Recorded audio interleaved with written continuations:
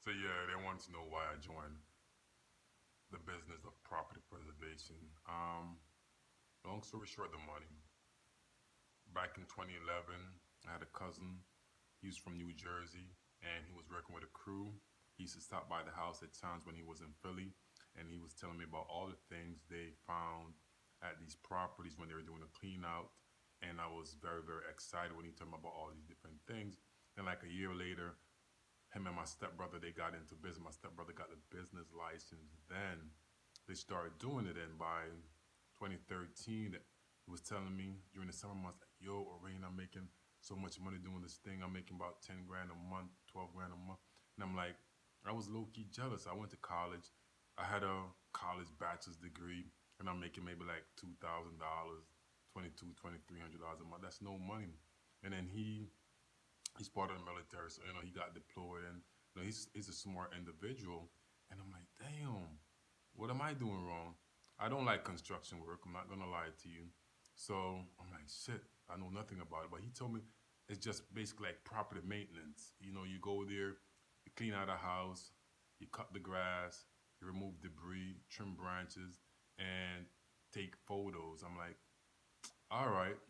So, and he told me they drove to like different locations, meet different people. So I like to meet different people. I like to drive to different locations. I like traveling. So I'm like, all right, those are some of the things I like. Let's try it out. So then, back in the end of 2013, I decided to get my business license. Then I got some business insurance. Then I went online and tried to find like a national company that had been in the property preservation business for a while, and they were looking to hire contractors to maintain these properties for them. So that's how I got started. I wanted to learn a new skill because, like I said, I'm not the best handyman ever. Still not the best handyman. I would not lie about that. So I wanted to learn some skill in the handyman business. So I know I knew how to change a lot, but I wanted to learn how to do other things. So I learned how to change a lock, do winterization, trim trees, trim shrubs. Um, I became a better landscaper by knowing how to cut grass better.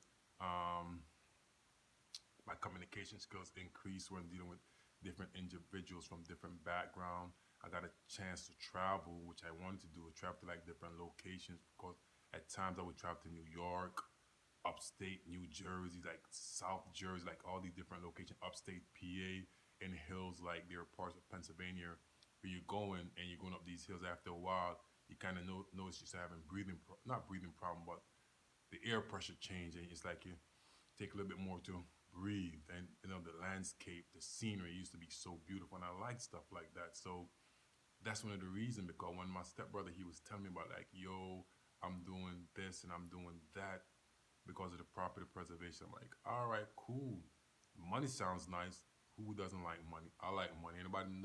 Anyone that knows me know I like to have money, and I like large sums of money. And I like to travel, go different places, meet new people. So being in the property preservation, it enables you to do that because you're gonna go to different property. You're gonna meet property owners. You're gonna need like officials from different counties if you have to go pull a permit to do work at a property in a like a different county. Because each county audiences their audience is different. Am I saying that right? Ordinance, ordinance, or something like that. Forgive me. And so enable me to go meet different people from different walks of life. I like property, so give me a chance to go check out how different properties are built, the interior of the property, and just the different types of property. So I kind of like that. I've been like property, so it was something that I wanted to learn more about. To be honest with you, even though one of the main reasons, if not the main reason, was for the money, but all these were other reasons why I wanted to get into property preservation business. It didn't take a lot to get in it because all I needed was business insurance, business license, and now, if you're trying to get in it now, you're gonna need workman comp. At the time when I first got in, you didn't need workman compensation, but now you do need it. Excuse me. But one thing you're supposed to expect, one thing you should expect if you get in the property preservation business, especially when you're getting a lot of work, to be stressed because you're gonna have a lot of property, you have a lot of guys, a lot of subcontractors you're working with, and you got to get jobs done in a certain amount of time, a specific time, especially when you give some of these reps or some of these companies say, hey, I'll get the work done by this date and this time, and you don't get it done, it's a problem. So when I first started, guys, I did not have this much grades. Now look at me. The stress.